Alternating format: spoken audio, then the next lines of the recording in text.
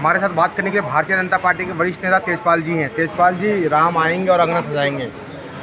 मित्रों, आज पूरा देश हर्षोल्लास के साथ 22 तारीख का आंख बंद करके इंतजार कर रहा है कि पहले 14 वर्ष का वनवास हुआ था, लेकिन आज 500 वर्ष के बाद रामलला अपने घर में पधारेंगे।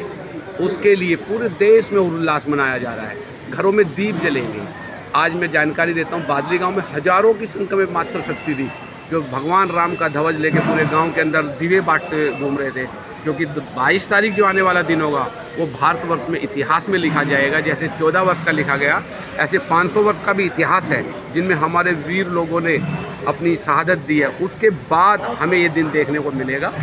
देखने में आप देखना कि उस दिन कैसे देश चमकेगा, देश उल्लास और भारत अपने प्रथम स्थान की तरफ अग्रसर है। आने वाला समय हमारे मोदी जी की सरकार के अंदर प्रथम स्थान पे वर्ल्ड के अंदर ये नाम, हमारा भारत माता का नाम रोशन होगा। इन्हीं शुभकामनाओं के साथ आपको 22 तारीख की हैप्पी दीपावली। बहुत बहुत सर, 22 तारीख को राम जन्मभूमि का उद्घाटन है। क्या 22 को माने 2024 का चुनाव? 24 का चुनाव, 4 शंकराचार्यों ने मना कर दिया राम मंदिर को लेकर। देखो, देश की भावना जुट रही है, हिंदुत्व है, धर्म, अपना सनातन का जय जयकार हो रहा है। तो 24 तारीख में मोदी साहब के इतने कार्य को देख करके, जो मोदी साहब की सरकार ने जो कार्य करे उनको देख करके खुद हमारा देश का जो जनादेश है वो भारतीय जनता पार्टी की सरकार 24 में 400 पार की सरकार है। 400 पार का हमारा नारा है। 400 पार से ही हम बहुमत से आएंगे और आप लोगों की सेवा के लिए, जनता की सेवा के लिए, रामलला की सेवा के लिए फिर से हमारे मोदी साहब देश को और ऊंचाइयों पर लेके जाएं। हम ऐसी शुभकामनाएं करते हैं। हमारे साथ बात करने के भारतीय जनता पार्टी के वरिष्ठ नेता हैं। मैडम, राम तो आ गए, किस तरह से मनाएंगे आप?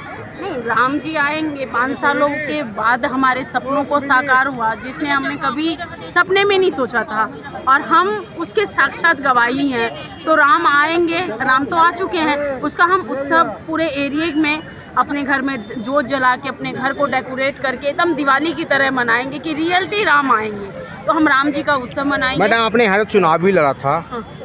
कुछ वोटों से आप हार भी गई, मगर लोगों में आपका क्रेज ज़्यादा है, उसका क्या कहना चाहिए? नहीं, हार गई वो मैं तो हारी मानती नहीं हूँ। वो तो एक हार और जीत एक लगा रहता है। जब मैदान में हम लोग जब पार्टिसिपेट करते हैं तो एक हारेगा और एक जीतेगा, तो वो तो लगा रहता है। पर मैं अपने आप को हार नहीं मानती हूँ, क्योंकि जो अन्य कैंडिडेट मेरे बैक में जो लड़े हुए थे उनसे मैं अच्छे वोट लेके गई हूँ, तो इसलिए मैं चुनाव जीती हूँ अपने आप को। तो 22 तारीख को कैसा प्रोग्राम रहेगा आपका? 22 तारीख को हमने अपने पूरे वार्ड को अच्छे से सजाया है।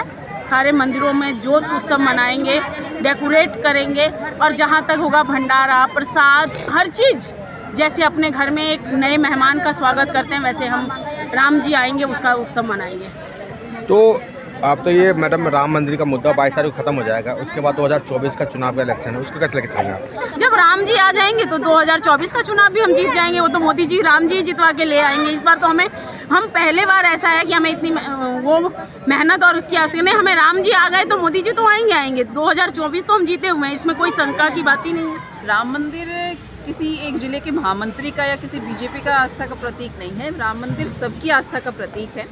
लेकिन ये सच्चाई है कि जिस प्रकार बीजेपी ने और माननीय प्रधानमंत्री नरेंद्र मोदी जी ने पर्सनल लेकर इस काम को, क्योंकि पिछली सरकारें इस काम को लगातार टालती आ रही थी, तो हमारे माननीय योगी जी और मोदी जी ने मिलकर जो राम मंदिर का भव्य कार्य किया है उसके लिए हम साधुवाद करते हैं। और सभी आप लोगों ने भी देखा होगा, क्षेत्र के हर वर्ग में, चाहे वो बुजुर्ग हो, चाहे वो जवान हो, चाहे वो बच्चे हों, बच्चे तकों में सब में राम मंदिर को लेकर बहुत जोश है। और 22 तारीख को फिर से बड़ी धूमधाम से दिवाली मनने वाली है। मैडम, आपने मोदी जी की बात करी है, आडवाणी जी जो इस नींव को रखने वाले थे उनको भूल गए आप लोग? नहीं, बिल्कुल नहीं भूले हैं। और आडवाणी जी ने सबसे पहले जो निमंत्रण अगर राम मंदिर में 22 तारीख के लिए गया है तो आडवाणी जी के पास गया है, और सभी लोगों को साथ लेकर मोदी जी चल रहे हैं और आगे भी ऐसे चलते रहेंगे। तो इस कार्यक्रम कैसे मनाएंगे आप? देखिए, हम लोगों ने अभी जगह जगह अक्षत बांटने का प्रोग्राम चल रहा है। सब लोगों के घरों में जाकर हम माननीय प्रधानमंत्री जी ने जो एक आह्वान किया था कि सब लोगों को इसमें अपनी भागीदारी देनी है, तो उसी के लिए सभी मंदिरों को इसमें शामिल किया गया है, सभी स्थायी समितियों को इसमें शामिल किया गया है, RWS को इसमें शामिल किया गया है, और सब लोग घर घर जाकर अक्षत बांट रहे हैं। और 22 तारीख को सब लोगों को आह्वान किया गया है कि जिस टाइम पे 10 बजे से 1 बजे तक अयोध्या में प्राण प्रतिष्ठा का प्रोग्राम होगा, तो सभी लोग अपने अपने घरों में, अपने अपने मंदिरों में पूजा पाठ करते हुए उसको लाइव देखेंगे। और रात के समय सब लोगों को आह्वान कर रहे हैं कि जिस प्रकार से श्री राम जब 14 साल का वनवास काट कर आए थे तो दिवाली बड़े धूमधाम से मनाई गई थी। इस बार तो 500 साल का वनवास दूर हो रहा है तो बड़े धूमधाम से सब लोग दिवाली मनाएंगे। मैम, दिवाली कांग्रेस पार्टी का कहना है कि हम इस राम मंदिर पर नहीं जाएंगे क्योंकि पहला ही मंजिल बना है, अभी दूसरा बाकी है, उसका उद्घाटन करना कई राजनीतिक वोट का है। देखिए, विपक्ष का काम हमेशा से ही ताने कसने का होता है। जब माननीय प्रधानमंत्री जी ने वैक्सीन का निर्माण किया था तो विपक्षियों ने यह भी अफवाह फैलाने की कोशिश की थी कि ये वैक्सीन सही नहीं है, लेकिन जब वैक्सीन लगवाने का काम हुआ था तो सबसे पहले विपक्षियों ने जाकर भी वैक्सीन का लगवाई थी। तो ये हमेशा पक्ष विपक्ष चलता रहता है, लेकिन भगवान श्री राम सिर्फ बीजेपी वालों के नहीं हैं, सब लोगों के हैं। जिस लोगों की आस्था है वो लोग जरूर अयोध्या में जाएंगे और भगवान श्री राम के दर्शन अवश्य करेंगे। छोटी दिवाली तो हमने पहले दिवाली पे मना लिया था। हमारे रामलला के दरबार 500 वर्षों बाद रामलला का अपने स्थापना होने जा रहा है। हम सभी घर घर जा रहे हैं, अक्षत वितरण कर रहे हैं। हमारे सभी कार्यकर्ता निरंतर लोगों के पास जब समर्पण लेने गए थे तो हमने कहा था, हमारे भारतीय जनता पार्टी ने कहा था, हमारे प्रदेश के पदाधिकारी ने कहा था, हमारे राष्ट्रीय नेतृत्व ने कहा था, हमारे मोदी जी ने आह्वान किया था और आज उस आह्वान के माध्यम से हम लोग घर घर जा रहे हैं, लोगों को अक्षत दे रहे हैं और ये कह रहे हैं कि भैया 500 वर्षों बाद रामलला अपने घर में स्थापना होने जा रहे हैं। घर घर 5 दीपक जलाएं और सभी घर में बड़ी दिवाली, छोटी दिवाली तो हो चुकी लेकिन बड़ी दिवाली मनाना है। बड़ा उत्सव जो लगातार अभी 1 महीने से हमारा रामलला के उसमें चल रहा है, सभी लोग घर घर जा रहे हैं, सभी लोग जो है दिवालियाँ की तैयारी कर रहे हैं। 22 जनवरी को आने वाला है, 22 तारीख को सभी मंदिरों में, यही देश में ही नहीं विदेश में भी लोग मंदिर का सजावट करना शुरू कर दिए हैं। भव्य सजावट होगा और रामलला का जो लाइव है वो मंदिरों में लोग देखेंगे और मंदिर में सभी मंदिरों में लगभग भंडारा का आयोजन, पूजा का आयोजन इस तरह से पूरे विश्व में हो रहा है। और जो राम मंदिर की नींव रखने वाले थे लाल कृष्ण आडवाणी, मुरली मनोहर जोशी, आप लोग उनको क्यों भूल जाते हो? हमारा जो संगठन है, कहीं भारतीय जनता पार्टी किसी को नहीं भूलती। ये भारतीय जनता पार्टी में एक गरिमा है, बड़ा छोटा। देखिए, लोगों का आप जो कह रहे हैं, दूसरे जो हमारे पार्टी है वो परिवारवाद की पार्टी। सर, आडवाणी जी क्यों भूल गए?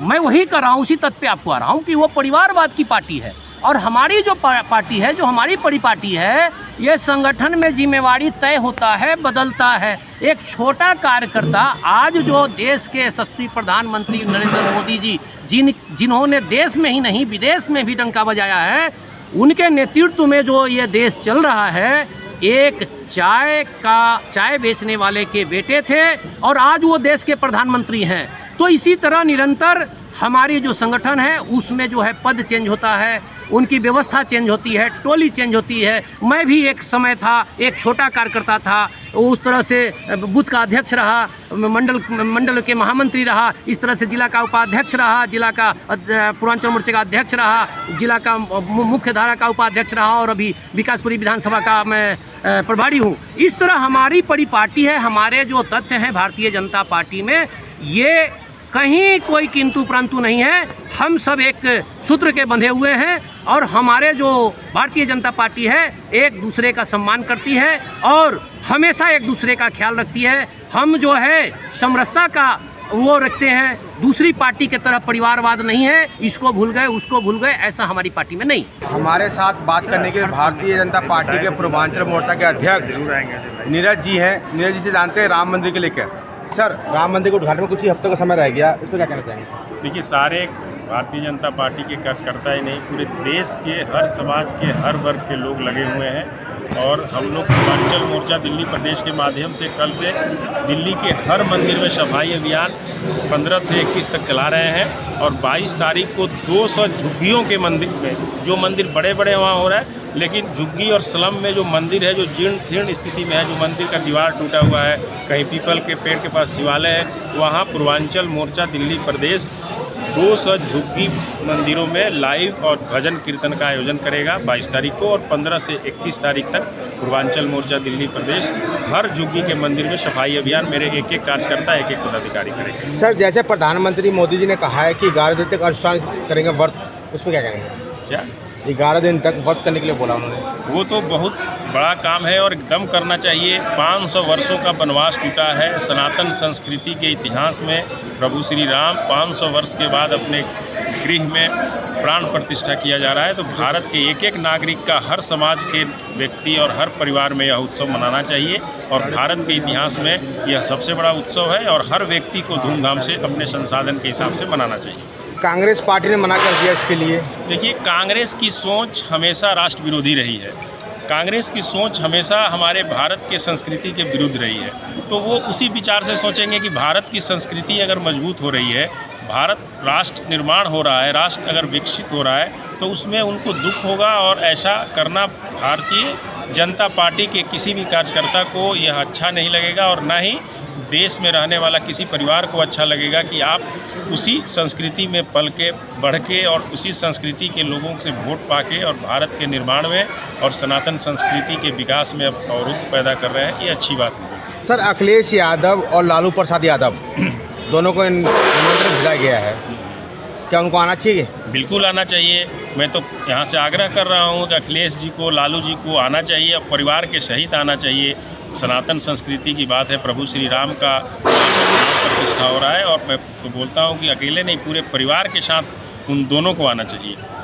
सर मुलायम सिंह यादव ने कार से को गोली चलाई थी, उसके बाद भी उनको आना चाहिए? देखिए, वो उनका किया हुआ कर्म था और हमारे सनातन संस्कृति में कहा जाता है कि हर बच्चा गलत काम और पाप करने वाले को माफ़ कर दिया जाता है। यह उन्होंने जो किया उसका परिणाम उन्होंने खुद भोगा, उन्होंने उसका नुकसान सहा, सामाजिक रूप से, पारिवारिक रूप से और देश के रूप में। वो पूरी दुनिया देखी कि किस परिस्थिति में, कैसी परिस्थिति में वो उनकी विदाई हुई। अखिलेश जी कह रहे हैं कि राम जी हमको बुलाएंगे तब हम जाएंगे, क्या राम जी उनको इन्विटेशन में जाएंगे? देखिए, ये तो मतलब एक बहाना है और ऐसा नहीं बोलना चाहिए। अखिलेश जी पढ़े लिखे व्यक्ति हैं, उनको इस तरह की भाषा का प्रयोग नहीं करना चाहिए कि राम जी बुलाएंगे या कृष्ण जी बुलाएंगे तब हम जाएंगे। वो तो हमारे आराध्य हैं और आराध्य से कोई क्वेश्चन नहीं किया जाता है, उनका सम्मान और पूजा किया जाता है। मैं अपने सहयोगी प्रवीण के साथ राहुल कुमार, धासु न्यूज़, दिल्ली।